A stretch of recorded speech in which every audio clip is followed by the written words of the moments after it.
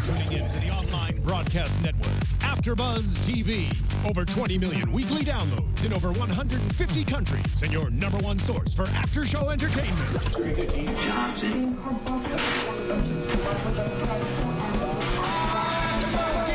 AFTERBUZZ TV, the destination for TV superfans, producing aftershows for over 300 of your favorite TV shows, interviewing celebrities and showrunners, and bringing you behind-the-scenes exclusives. All thanks to E! Entertainment's Maria Menounos, producer Kevin Undergaro, and internet leader Akamai.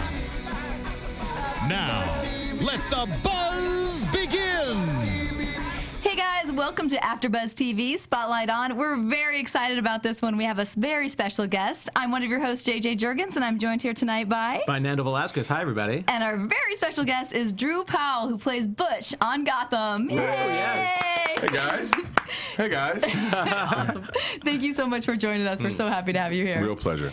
All right, well, this couldn't have been a better night to have you in because last night we just got off watching one of the best episodes that you've had this season so far. So episode 11, Rogues Gallery. Yeah. It just aired last night, and I even saw on Twitter, you got a lot of comments, a lot of people reaching out to you. A little Butch love. A lot of Butch love. Yeah, it was nice. How did this episode feel for you? Well, you know, the thing about Butch's character is kind of from the beginning, Bruno told me that you know, Butch was going to be a slow burn, and that, you know, the whole point of Butch as a character was that, you know, people underestimate him until it's too late. Mm-hmm. And that was true as a character, but it was also true for me waiting, you know, as I watched these episodes unfurl, and, you know, we started shooting the pilot in March. Mm-hmm. So I've been, you know, kind of sitting on my hat waiting. And finally last night, there have been a couple of nice little moments throughout, but finally last night was the one where I'm like, okay, all right, you know, this is the one. Yeah, and I loved it when we shot it, and it was great to see it on TV. I love this character, and we're just starting to see, I think, where Butch is going to go. Yeah, and I think Butch officially arrived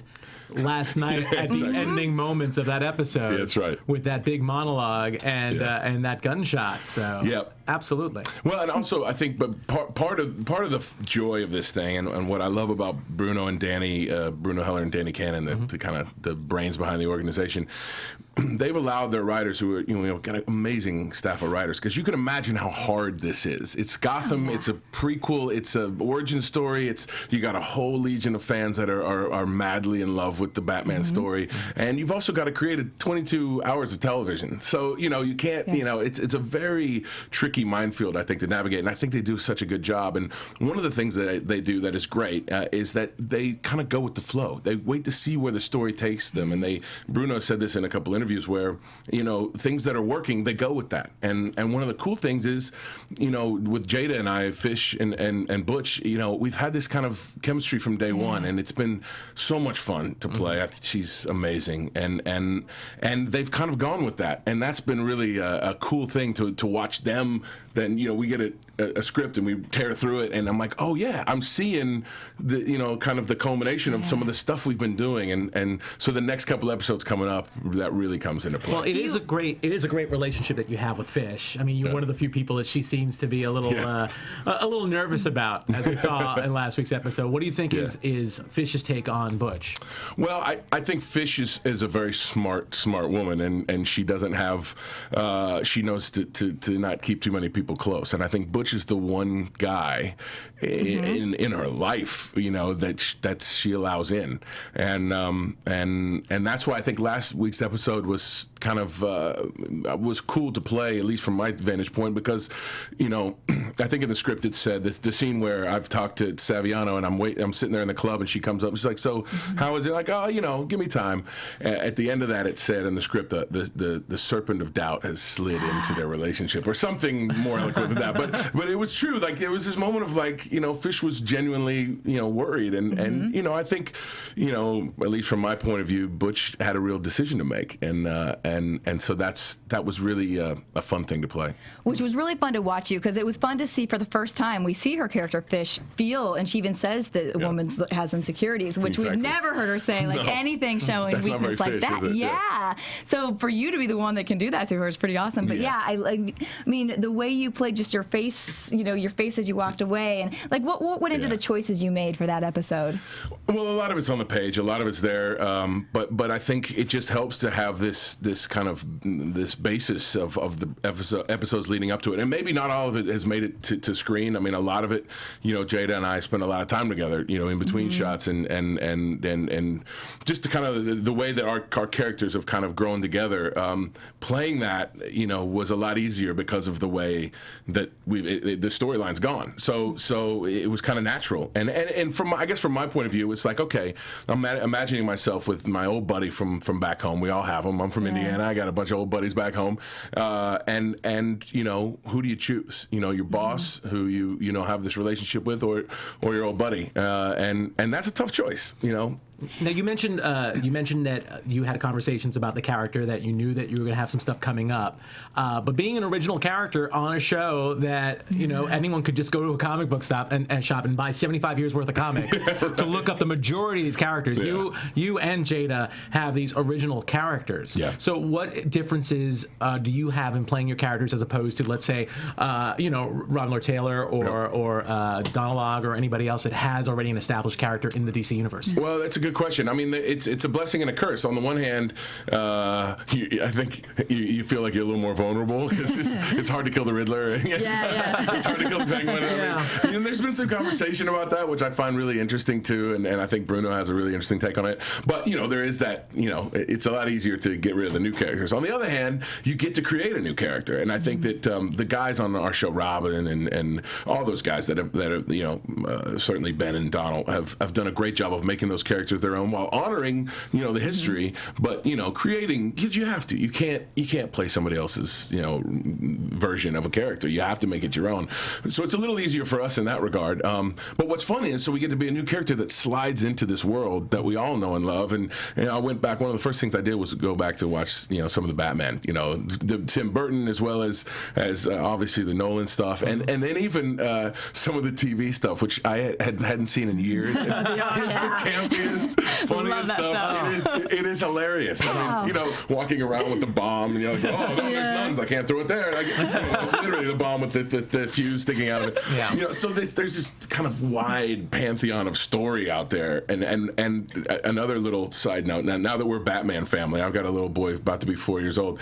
We've been playing Lego Batman, and that's on Xbox. I haven't played a video game in years, and suddenly we're in Gotham playing. And he asked me the other day. He's like, "Where's the Butch Gilzine character?" That's the next one. That's the next coming up. Were you so you studied up on this, but were you a big fan growing up of the comics or comics in general? I wouldn't say I was a big fan. I was as much of a fan as anyone who kind of grows up. And it's funny, again, back to my son, I remember now, there's stages. You start with a certain thing, but superheroes early on attach themselves, especially the little boys, also little girls. And so all of Leo and his buddies are Batman or Superman or Iron Man, and that's an early thing. And so I guess that was true to me to a certain extent. I mean, I remember the USA Network had the Super Friends, was that the one? I think it was. Yeah. So that was definitely there, but I wouldn't say it was I didn't buy comics and any of that stuff, so I'm kind of coming late to the game on that. But it's kind of fun too, because I get to experience that again for the first time. I've had my comic book friends, as they call themselves, the comic book nerd friends, tell me all of the ones that I should watch. The ones that are specifically about the mob portion, or about the origin stuff. And so I've been reading through those on my iPad, which is weird. It's a whole new world, right? And that's been fun to experience. Yeah, and a fun thing to share with your son now too. Absolutely. You guys can have the memories together. Absolutely. So you said the writers kind of write as they go, as they see things develop. Then how soon do you get a few scripts at a time? Do you get one at a time? Or? Yeah, very often it's right before. I mean, maybe a week before. It depends. It's hard to. There's a lot of steps in the process, and you got to get it okayed by the studio, the network, and all that stuff. But yeah, I mean, it's definitely one at a time, and it's usually a week, sometimes 2 weeks ahead of time. And I said this to somebody else. I did a guest star on Ray Donovan last year, and it was fun because I showed up and I showed up in the makeup department, and I couldn't get anybody's attention because the new script had come out, and they were all nose in the script. And that's a rare thing, especially for crews and people that work on the shows. Like, you kind of, the next script comes up or whatever. But to be on a show, and Gotham's the same way, like, everybody can't wait to get the next script to see what happens. That is, when we're talking about, it's great to be a working actor, full stop. Then there's gradations of extra great, and one of the great things is being on a show where it's exciting and everybody's excited about it, and so that's been, I can't tell you how great that's been.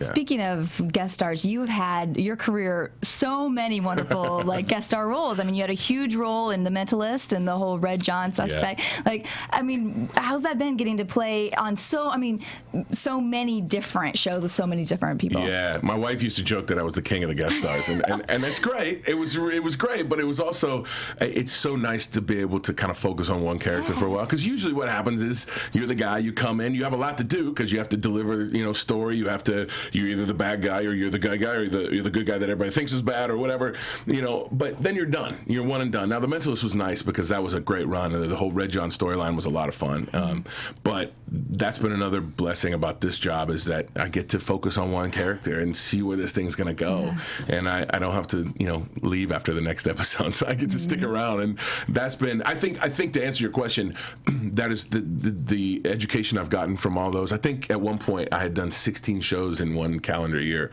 or at least episodes of television, and that was fantastic, but a little schizophrenic. So great education, but I'm really glad to be able to focus on this guy for a little while. And it seems like you guys are pretty cool on the set. I saw, the Twitter feed, a bunch of photos, and even though you don't get to work with everybody all the time, you seem to be really tight. And absolutely, and that started early, and it started from the top. With Ben and Donald. Donald's been around for so long, and he knows, exactly how a cast should be, and just a lot of the guys. Andrew Stewart Jones was a great guy early on to kind of get everybody together, and we had a great party on a rooftop in New York right before the premiere at some point, and it was, most of the cast was there. There's a picture that was taken that night by T.J. Scott, one of the great directors we've had, of all of us kind of roaring or something. And it was just such a nice moment of, okay, we're about to go on this kind of life-changing experience together, and we had this great bonding moment, and it's just wonderful. Some of the email chains that have gone around, about just kind of full of love, that doesn't happen very often. And I think that there's a real correlation to that and a show being good. We're all on the same team, we're all pulling for each other, and you would think that'd be kind of second nature. That's not necessarily the case on a lot of shows I've seen, so that's really cool. You were telling us before a little bit about some of the behind-the-scenes stuff, like about your suits. Can you share some of that information for the listeners? I would say you really pull off vintage perfectly. Baby. I can see you definitely having a bit of a niche here. Oh, man, and I am in loving that. Well, I will doff my cap initially to Lisa Padovani, who's our amazing costume designer. She comes from the world of Boardwalk Empire, The Departed. She has a list a mile long of amazing credits, but she has had as much of an impact on the show as anybody, and everything from the way Selena Cameron's look with the the goggles to the way Penguin's look is so specific and so good, and so for me when I got there in the pilot and we're having a fitting and she and I are talking, she's just a great personality, and she handed me a pair of vintage socks, like socks from the 30s, and I put them on and they like almost see through, and then she handed me these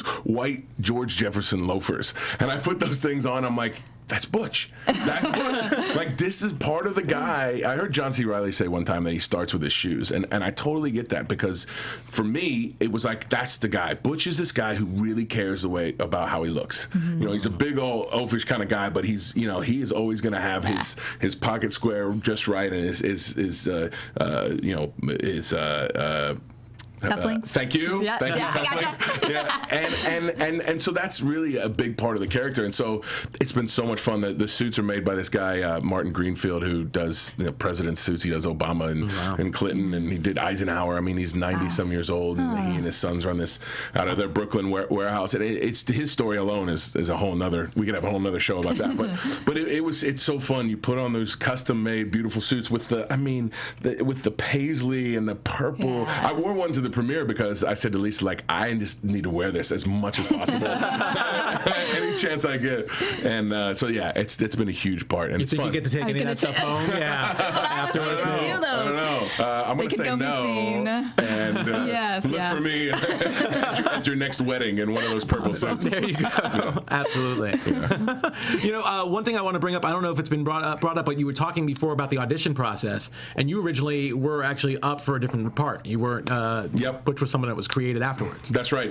Initially, I went in for Bullock, but I had an idea kind of going in that Bullock was going to need to be a little older, and you know, Donald was a perfect choice for that.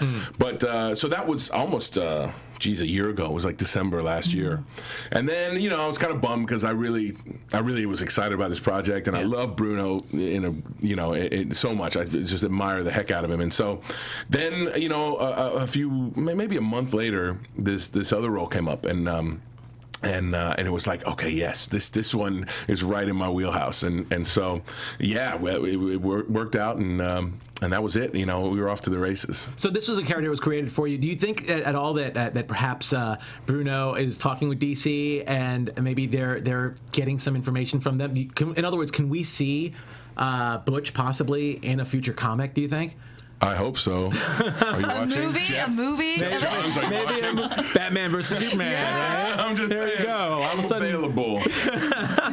And I really want an action figure, man. That's on the bucket list. I mean, because you got to look like Walking Dead's a perfect example. Norman Reedus' character was an original character, and look what it's done for him. That's exactly. And I've thought about that on a number of occasions because I think it's cool. It's hard. It's hard to create a character that can get the same kind of love as these 75-year-old characters. But that's a great example of one that I would, you know, it would be so lucky to emulate that kind of scenario. You've done it though. People love you. I was reading your Facebook page and Twitter, you know, yesterday. People were so fired up that they were, you know, you're one of their favorites on the show, and they were just so fired up to see you have this turn like you did last night. It's very sweet. Yeah. It's very sweet. And I was saying to you guys before we went on the air that I'm so impressed by the fans' understanding and knowledge of kind of how TV works and how this works. And they've been so, I think, generous, at least what I've seen, with us and are just on board and kind of get how, like, they're okay that it's a new thing, you know, that we're doing our best to kind of marry the old with the new. But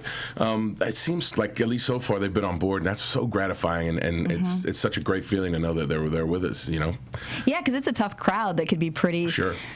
Yeah, smart crowd. Yeah, exactly. Well, yeah, you do not want to piss nerds off when it comes to the source material. You just do not. We are very particular as to what we want. Absolutely. Yeah, and but I think as we laugh, like that's a legit thing. Hollywood is paying attention to that. You know, it's you know, that is not a laughing matter anymore. I mean, you know, the nerd herds are running the school just look now. at Comic-Con. Absolutely. Yeah. Did you get to go this past year? I didn't, and I would love to go because I've got a lot of friends that have gone and have told me stories, and it sounds like it's pretty amazing. So, I'm hoping Butch gets the nod. So far, based on what we're seeing, I have a feeling we have a ticket to San Diego in your future. Oh, man. And a spinoff. It's coming. It's coming. I love it. My agents, everybody. Let's also talk about, you were talking a little bit about the city itself and where you guys shoot. And can you talk about the sets or your shooting schedule and stuff? Yeah. We shoot the interiors at Steiner Studios. We share it with The Following, and there's I forget who else is there now. But it's a great spot there in Brooklyn at the Navy Yards. But then, like, you know, you can't have a show called Gotham without using New York City, and we do. I mean, we've been in Staten Island, we've been in Yonkers, we've been all up and down Manhattan. So I've gotten Long Island. I've gotten a great education as someone who I spent a little bit of time in New York when I did the Wee Herman show on Broadway. That, by the way, is awesome. Drop that name. That is awesome. Nice. It's awesome and totally weird. Oh yeah. But I wouldn't say that I had a vast knowledge of New York, and I'm starting to learn now because I'm getting this tour.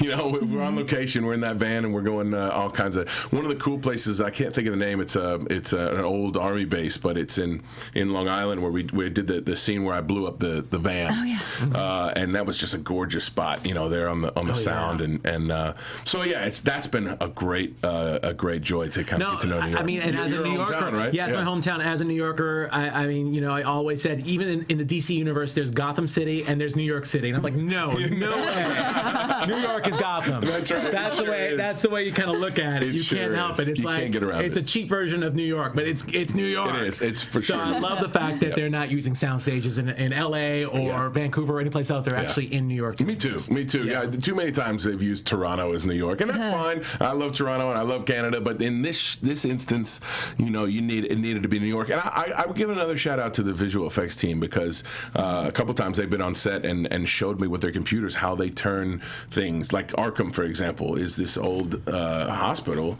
that and they use part of it, but then they integrate it into this amazing thing that you end up seeing. And so even though I was there and I was, when we shot it, it looks completely different because of what they're able to do. So that's a real talent. They do a great job of really having that era and just mixing that style. And the whole look of it is just great, dark, and And that's Danny Cannon. I mean, that guy is a wizard when it comes to creating a look. And that again, Bruno is the brains of the script and the story. Danny is the brains of how it looks, and both of those are very difficult things in this instance. And I give him full credit for doing a great job. You brought up the scene where you blew up the van. Yes. So you've had some great scenes because you got the nuns tied up. Yeah. Did you have a favorite scene so far for you? Oh man, that's a tough question. I guess. Yeah. I mean, I guess the one last night would be my favorite in the ending scene with Saviano. But up to that point, there was the scene with the nuns. How's it hanging, ladies? Sisters. That was a lot of fun, and then the idea it got cut down a little bit, but there was a little the back and forth with the drivers, and it's like you got to get hurt a little. Do you want a beating or a bullet, and then they're like what, and then it's like forget it, and then shoot him in the knee. Like those are the kind of fun things to do. Or even the pilot when you had Bennett and Donald upside down in a meat locker, like stuff like that. You have all these really good scenes and everything. Or we were talking a little bit about the little interaction with Alfred, who I love. I love in Gotham how Alfred is such a brute. Oh yeah, he kicks ass. Do not mess with that dude. Do not. And brilliantly played by Sean. I mean, there's another example. The casting, on this has been genius. That's Sherry Thomas and Sharon Bialy. They're the wizards behind Breaking Bad and a million other shows.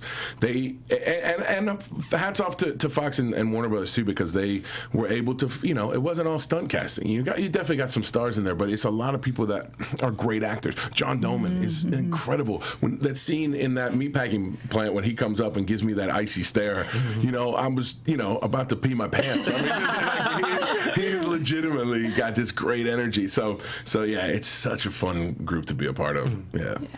Absolutely. Oh, well. You also get to play a little, not only killing people, but you were scary when you were in like Barbara's ear, like they're threatening her. Oh, yeah. But you as a person are such a nice, friendly, fun guy. So what is it? What have you enjoyed or has been difficult for you in this character? I've found in the last several years, particularly, I've had these roles where I play these kind of nasty guys, and I don't know if it's because I put off this energy of like, oh, he's a nice guy. Oh, wait a minute, he stabbed and killed everyone. But it is a fun thing to play. Now, my folks and my aunts and my old lady friends are not happy about the fact. Why do you always have to play a bad guy? And is your dad a preacher? Did I read that correctly? Yep, yeah. He is, absolutely. Yep, Reverend Jim. Wow. Yeah. And my parents are cool with it. They've been on this journey with me from the beginning, so they get it. It's more the other folks that are like, well, why do you always have to be such a mean guy? And I get that, but I got to tell you, it's a lot of fun to play a mean guy. I have a theory. I've noticed this in a lot of people that I meet. The people who play the villains seem to be the more interesting people behind the scenes. And I don't know. Sometimes I think maybe they're just projecting, like, I'm really not a bad guy. I'm really good. Yeah. But like the heroes are a little more subdued. The people who play the heroes are usually a little more subdued, a little more quiet. They got to be cool. And the guys who play the bad guys are kind of a lot more fun going, a little more, There was a great article, and I can't remember where I saw it, but about how, about playing a bad guy and how that's, how it's so much more gratifying as an actor because you have a lot more shades to play. When you're the good guy, when and Ben and I have had this conversation, it's a lot of pressure for him to kind of always be the light in a very dark city. Yeah, he's the Boy Scout. And that could be tedious after a while, and he sees, Jada and I and Robin, God knows, heroes get to flail around and do all these colors and fun stuff. He does that very well, and because you have to have that as the straight man to us crazy people. So I give him a lot of credit for that. But yeah, it's a lot of fun to get, because like Butch is a great example. Like, you don't know where it's going to go with him. I mean, he could, he has these moments. There's a moment coming up where there's this beautiful, tender moment that he has. I won't say with who or what, but and it was so much fun to play that, juxtaposed with, shooting my buddy in the face. Awesome. And by the way, shout out to John, who played Saviano. He was a great guy, and just a spot on performance there. Absolutely. Yeah. Well, let's dive into you a little, Drew, a little bit more. Yes. All right, this is your life. Who's coming through the door? That's my second grade teacher. Do you recognize this voice? Well, I first will speak from personal experience, and I was so excited to have you in here because Drew and I had class together like 10 years ago, acting class. Maybe more. Probably was more. Well, I mean, we were 12 years old. Right, totally. Right out of middle school. Exactly. Just young pups. Yeah, but so for me, I was so excited. I've been so excited to watch your career and see all this, all the success that you've had, because nicest guy in class, nicest guy in the world, like one of the good guys won, So I love to see this for you. That means a lot. So yeah, tell me how you get from being in that class years ago, kind of how this path has been, and has there ever been a moment where you almost were like, no, this isn't going to work out for me? And how did you, if there was, did you get yourself through that, or just tell me about your process. Well, that's you're spot on the money there, and we had a lot of fun. JJ was always so bubbly and exciting, and no, really? You didn't see that going, I can't tell. I know, ridiculous. She's one of those girls that looks like a model but will kick your butt in one-on-one on a basketball court. Really? Yeah, so I can see that. She's kind of the full package. Yeah, I can see that. But you guys are nice. For me, there's never been anything else that I could actually see myself doing. I mean, and that was true as a kid. I'd sit in the Avon Theater in Lebanon, Indiana, and watch Back to the Future or whatever it was on the big screen, and have this physical feeling inside of I've got to do that. I had no idea how that was going to happen. There's not an express train to LA from Lebanon, Indiana, but we don't have a long enough show to go into the whole path. But I will say that the biggest thing for me is having support. I've been with my wife now, so we just celebrated our 11-year anniversary. And, congratulations! And I think, thank you. I think not enough is said about what it means to be an actor's wife or husband or partner or whatever. That's been, that's kept me going, because it's definitely highs and lows. I mean, you guys know. What about coming out here, being from the Midwest? Because it's a different mentality. Yeah. Living out in Indiana, and then you come into this world, whether you come through the West Side, to LA, or New York. Yeah, and that was the decision for me. It was I had the Honda Accord packed. It's am I going east or am I going west? Yeah. And I kept my Indiana plates on my car for 3 years, because I'm this isn't gonna last. I'm gonna go home. I can't live in LA. I just don't know how this is going to work. But after I got my first job in the first, 4, 5, 6 months on Malcolm in the Middle, and that got me my SAG card. And once I got that first taste, it was okay, this is what I was born to do. There's no doubt about it. This is what I'm supposed to be doing. So that helped propel me, because I gave myself, the first 3 or 4 years, I got to town in June. Beginning of June, and so that was my 1 year. Every year at that anniversary, I would assess how I had done, and if I had made a move forward, then I would give myself another year. If I had stayed the same or moved backward, then I had a 6-month probation, and then I was going to have to go home, because I didn't want to be. I'd met some people when I got out here early on that would I've been out here for 40 years, and it never worked, and that's okay, but that wasn't going to work for me.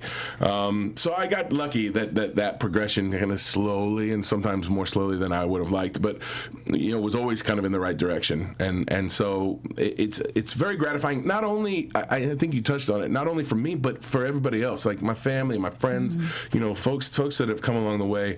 I love it when people are oh, hey, I told my buddy that I knew you, and it was so fun, and it's so fun to watch you on TV, because that's it takes a village, right? So that's really gratifying to have everybody on the journey, everybody on the bandwagon with me, Are there aspects that you think growing up in Indiana have really helped you have success out here? Yeah, well, that'd be my family. I mean, my mom and dad and my brother and sister. I mean, I was very lucky to be born into a very nurturing and not just my immediate family, my extended family, just a nurturing family. We have a family wedding this weekend in Pennsylvania, and we just got that kind of family that we all like to be together. And so I think that was the biggest factor for me moving out here, that I knew I had the confidence because of, I was lucky enough to be born with parents that were like, yeah, we believe in you. You can do this, and we're proud of you no matter what happens. I mean, not everybody gets that, and I know that now, and so I'm even more appreciative of that.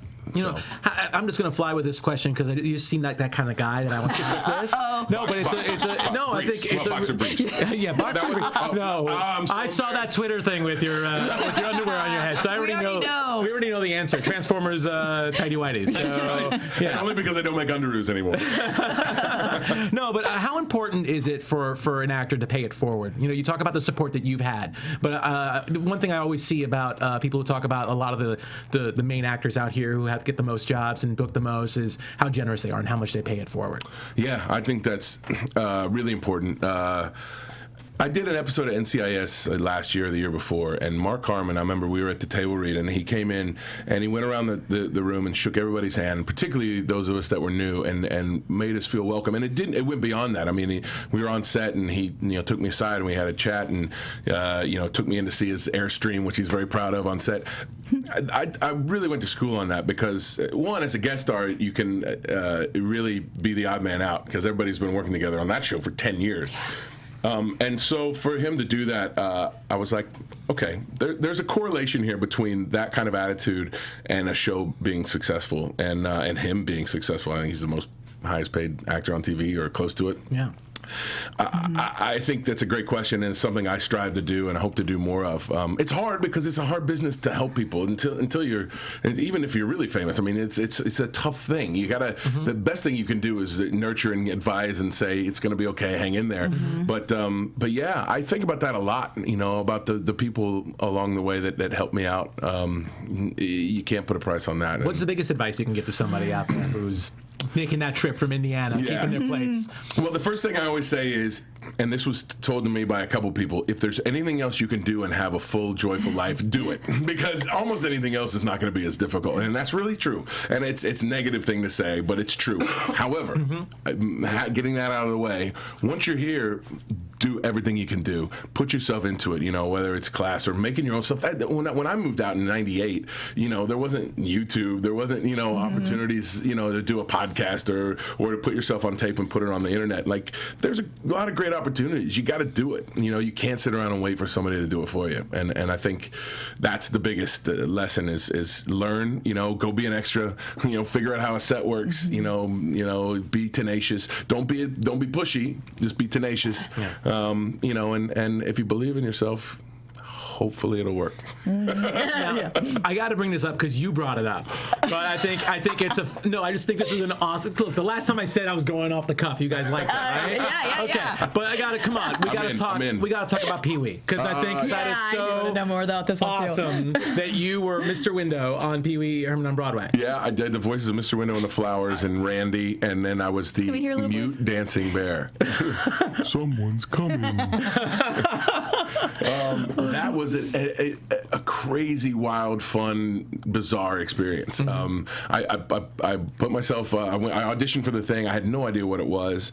I get there. It was at the big Methodist church on the corner of Highland and Hollywood, and I walk in, and there's Paul as Pee Wee, Pee Wee, and we auditioned, and it was really kind of hard to tell I knew it was a play, a Pee Wee Herman play, but it didn't really make sense. So I went in and went away, and I thought, well, that's just crazy. And then I went on a road trip with my wife, and I got a call like, oh, they want you back. I'm like, sorry, I'm in Texas by now. I can't make it. Oh, too bad. And I put that to bed. And then I got to Indiana. We were driving to Indiana, and they're like, "Well, they wanted you anyway." I'm like, oh, "Wait, what?" Well, I don't know what this means. Is this a real thing? And he's like, "Yeah, it's going to be, a big deal." I'm like, "Are you sure?" My manager Billy, God rest him, he's still alive. I think. I've tried to kill him many times.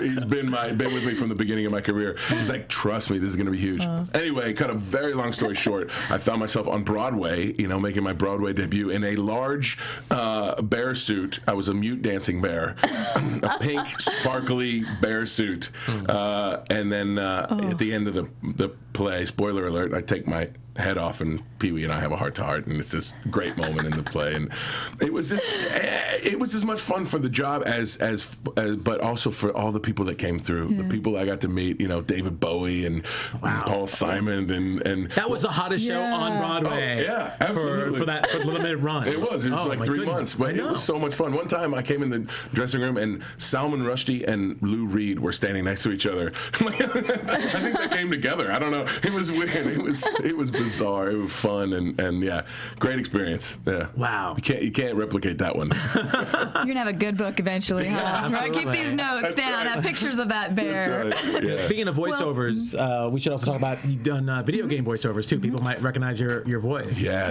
that's been fun. I did a couple. I've done a few, but Hitman Absolution was one that was a lot of fun. That was the one that really, I when they plopped down the 2,000-page script, I'm like, oh my lord, and figuring out how that all works. I did some stuff on Grand Theft Auto 5, which was fun. So yeah, the writing on that is so great too. I can only imagine some of the stuff you had to say. And I'm a really they hired 200 voice actors, so there's a lot of people that did that job. But my little portion was this kind of redneck guy that was like really creepy, and I'm reading this stuff, and like as I'm reading it with this look on my face, and they're all laughing like, whoa, this is intense. So I still haven't played the game to figure out where I am, but at some point, maybe when Leo gets much older, we'll try. How was the session for that? Because I know that video games sometimes can be really long sessions. Was it a long day of voice? Grand Theft Auto was quick. I mean, that was they were in and out. Hitman, we did several different sessions, and that was. The director on that was really great because he kind of helped walk me through it, and it was a real education. I mean, you do voiceovers, I mean, it can be tedious, and it can, by the end of it, your voice is thrashed, and it's hard kind of over that course of time to keep your brain right. Like, okay, you've said this thing 15 different ways. Like, okay, now what? But it was good, and boy, we all know that video games are making more money than movies now, so it's the way of the future. And how was it as an actor, not just having everything with your voice, but still having to bring the character? Oh yeah, that's a real challenge and a fun one, but a real challenge. Yeah, and I've done a little bit of the motion capture, which is also kind of crazy and fun and different, because you're in your body and you're acting, but you're not. It's a crazy experience. I hope to get to do more of that. I really do. Yeah. Cool. So we talked about going to New York, but then you met your wife when you were shooting in Australia, right? As a cowboy, right, as one of your. Can you tell us about that? Young Hoss Cartwright in a prequel to Bonanza. When 90% of your people watching are like, what? Who? Go ask your grandparents about it. Bonanza, but it was a great job. It got me to Australia, and I met my wife, who was a makeup artist on the show, and I got to be in Australia for 9 months playing a cowboy. It was the greatest thing in the world. I mean, and that was my first. I did Malcolm. And then this was the first job after Malcolm. I'm like, this is amazing. I can't believe I'm getting paid to do this. And we still go back to Australia, often. Obviously, her family's there now. And you have dual citizenship, right? I do. Yeah. Wow. Yeah. I was an immigrant, and I came to Australia. I came to the Australian shores looking for work. Looking for the Australian dream. They're so friendly there. I love that place. Do you have a favorite place there? Well, I'm partial to Melbourne because that's where we live. That's where my in-laws live. But the Great Ocean Road is gorgeous along the coast there in Victoria. I shot the Marine up in the Gold Coast, which is a whole other kind of experience, But I'm a Melbourne boy, yeah, for sure. Wow. Nice. Yeah. All right. Well, you just recently, if we can talk about some upcoming work that you have. Yeah. So you just recently got done doing a film. I did. I did just a quick hitter on a movie called Geostorm that Gerard Butler's doing. It's a great cast. Ed Harris and Andy Garcia, Jim Sturgis, several other great people on IMDb you can look up right now. But Dean Devlin, I worked with him on Leverage, which was a great experience. Leverage was a great show. I only did 2 episodes, but the character was one of my favorites, Jack Hurley, and that show was really cool because it gave me my first little taste into the world of the comic book world. Even though it's not comic, it was a similar kind of fan base.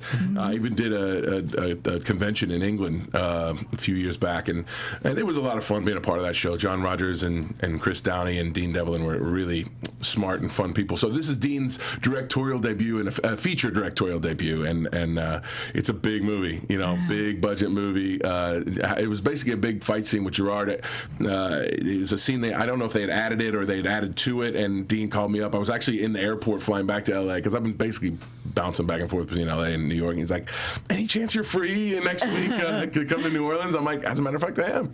Wow. And so Gerard and I had this fight scene over 2 days, and it was a lot of fun. And he's a great guy.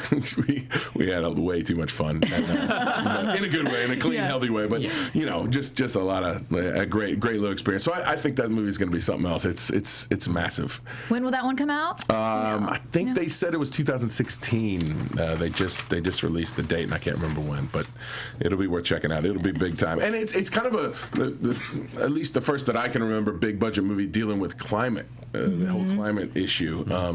So it'll be interesting to see how that turns out. Dean's a great guy and good at what he does. Do you find that you're getting more calls after Gotham now that people are seeing you on a week-to-week basis on a very publicized show? Yeah, it doesn't hurt. It doesn't hurt. and that's the kind of the not so secret about this work is that I can be doing the same work that I've been doing for the last 5 years, but it's all about the kind of snowball effect, and so it's whether it's right or wrong, it is what it is, and I'm kind of happy to be on that train right now because there's nothing, any actor will tell you it's one of the great things about being an actor is you love to go to work, and that's true for me, definitely. That's awesome. Yeah. Is there anything you can tell us about what we might see coming up? Yeah, give our fans. We don't want to get you in trouble, but any little taste. Especially after last week, we gotta know. There's obviously Butch is a part of this major plan. Yes, based on what we've seen. Well, what I can tell you is this: that I think it's pretty clear after the way the last episode ended that Butch is putting his chips in full on with Fish, and so I think you can sense the turmoil building in the city, and you got Maroney and you got Falcone, and eventually that's going to blow, and so I think it's safe to say, at least for now, Butch and Fish are gonna have be Butch and Fish against the world for a little while, and then some stuff happens that I wish I could. Just say it. Butch is going to be Joker. We know. We know it's already. Butch is going to be Joker. I've gotten so many tweets about that. I'm wouldn't that be great? There's no chance that's true, but I would love that. Yeah, I just wondered. I don't know if you can answer this now because you have seen other, but I wondered. I wonder if Butch would turn on her, if he's going to get to the point where he's going to get a taste of all this power and want it for himself. Let's put it this way: it's addressed in a very interesting and cool way down the road, and in fact, some of the stuff we're shooting now. So, again, Bruno and the writing team have done it again. He came to set when we were shooting, and Jada and I he laid out the plans for the rest of the season, and I looked over at the two of us, and we were literally on the edge of our seat, on set on the edge of our seat like this,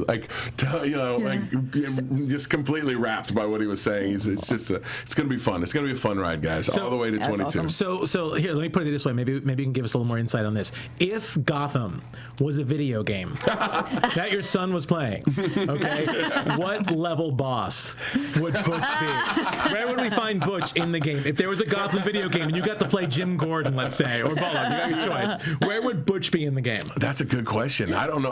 I don't really know how to answer that question. The first thing that popped in my head was Mike Tyson's Punch Out. Do you remember that game? Yeah, I remember that. Is he like Ball Bull or Mr. Sandman? Mr. Sandman, exactly. Iron Sheik. Wait, that might be a different one. But anyway, yeah, he's. I don't know. I don't know where he's going to go, and that's kind of part of the fun of it too. Is that it used to be that I wished I wanted to know as much as I could know, and now I realize that it's kind of better to not have that knowledge because I can play the moment. I can play what I know, right here, and that makes the job a lot more fun for me. Yeah. So, cool. Yeah, it's good stuff though. Just trust me, it's good stuff. Okay. Oh, we can't wait. That's like a tease. I like that for a tease.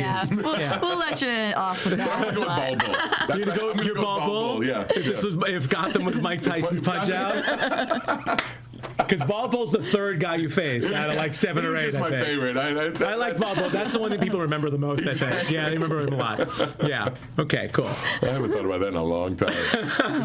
This is good fun. That's another reason why it's fun to be a part of this world is I get to, dive back into the 12-year-old me. That's awesome. It's awesome. And a great time with your kid, too. Absolutely. To do it with him. He was Batman for Halloween this year. And the best part was my wife was Catwoman. So I was going to say that. I saw that one, and I love that because, growing up, my mom she dressed up as, she didn't dress up. She played Catwoman with us, though, and she would chase us around the house. Awesome. My brother, yes, she loves playing. Awesome. Wow. I want to see pictures of that. Next week on AfterBuzz TV, see pictures of JJ and her mom as Catwoman. Who were you? I didn't. She would chase me and my brother. We were little kids, and we would be like, "Mom, will you play Catwoman?" And she's like, "No, I'm too busy." "Mom, will you play?" We'd keep bugging her, and she would just toy with us, and all of a sudden she'd turn around, and she'd go, and she'd hiss, and then she'd chase us through the house, and we would just scream. Awesome. So maybe your wife can do that to your son and you through the house. She will. She has. Awesome. Yeah, it's good. Another very important question, though. Yeah. One of our last predictions here from you. Okay. So are your Colts going to make it to the Super Bowl? Absolutely. I'm required by law to say that. And that's a great question. Yeah, I am a diehard Colts fan. I'm a diehard Indiana anything fan, but it's gonna be tough next week. We're playing our old fella Peyton Manning, who I still got mad love for. But we're gonna shock the world. We're gonna shock the world, just like Butch. See, the thing about Butch is you underestimate him till it's too late. Same with the Colts. You underestimate him till it's too late. Go. Suddenly, and then we're gonna beat the Patriots, which is always fun. Oh yeah, trust me, as a New Yorker, I love it when the Patriots lose. Yeah, absolutely. That's it, man. Yeah, for sure. Awesome. Well, I think that about wraps us up. Yeah. Thank you so much for coming. This was a lot of fun. It's been a blast. We appreciate you taking the time. Great to see you again. Great to see you too. Where can everybody follow you at? I'm at the Drew Powell on Twitter and Hoss Rides Again on Instagram. Nice. All right, and you? Yeah, you can find me on Twitter and Instagram at Nandovel, Nandovel, and here on AfterBuzz covering a bunch of shows, including The Walking Dead, Scorpion, Blacklist, and a whole bunch of fellows. I'm just gonna, I'll take another 5 minutes. Yeah. So, but those are the big three. Yeah. Awesome. And I'm at JJ Jurgens on Twitter and Jurgens JJ on Instagram, and here too at AfterBuzz. So thank you guys so much for watching. We'll see you next time. From executive producers Maria Menounos, Kevin Undergaro, Phil Svitek, and the entire AfterBuzz TV staff, we would like to thank you for listening to the AfterBuzz TV network. To watch or listen to other after shows and post comments or questions, be sure to visit AfterBuzzTV.com. I'm Sir Richard Wentworth, and this has been a presentation of AfterBuzz TV. Buzz you later. The views expressed herein are those of the hosts only and do not necessarily reflect the views of AfterBuzz TV or its owners or principals.